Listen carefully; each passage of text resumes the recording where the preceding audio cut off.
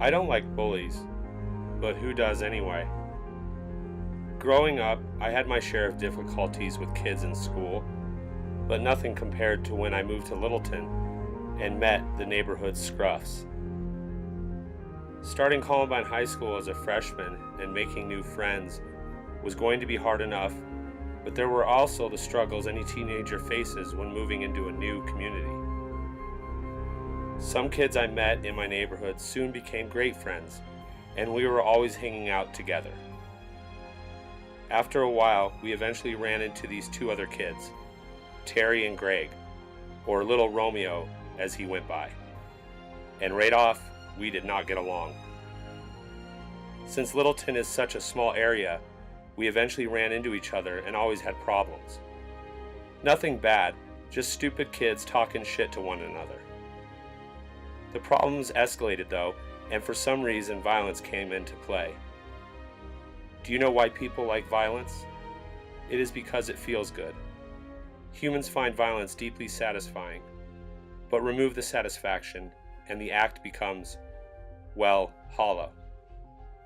His friends fought with my friends, and before we knew it, we were being chased through our neighborhood by these psychos with baseball bats one day because it was their hood.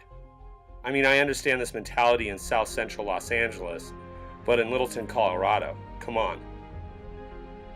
We would just show up at Professor Pibbins, a local hangout for kids, and oh look who it is. Time to fight or get beat down. Thank God me and my friends were never truly hurt by them, but anytime I saw Terry or Little Romeo, I crossed the street, got on a bus, and headed in the opposite direction.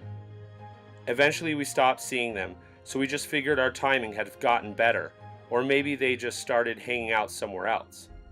Well, it turns out they were headed somewhere else for sure, for the rest of their lives.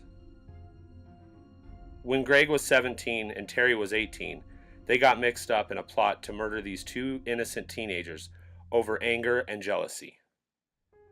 This girl, Cheryl, who was only 16 at the time, had become very furious that her ex-boyfriend Terrence, who was only 18, had left her and was now with another woman, his new girlfriend Rachel. After some confrontations with each other, the group decided it was time to take out Terrence and his new pregnant girlfriend, Rachel.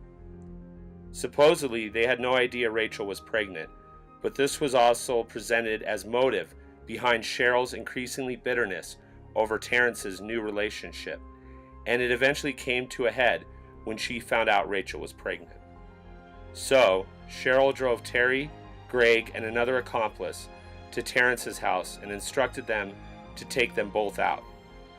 After a while, the whole plan unraveled and the roundup started. Cheryl received 96 years for orchestrating the whole thing, and Terry and Greg both received the maximum sentences, life without parole.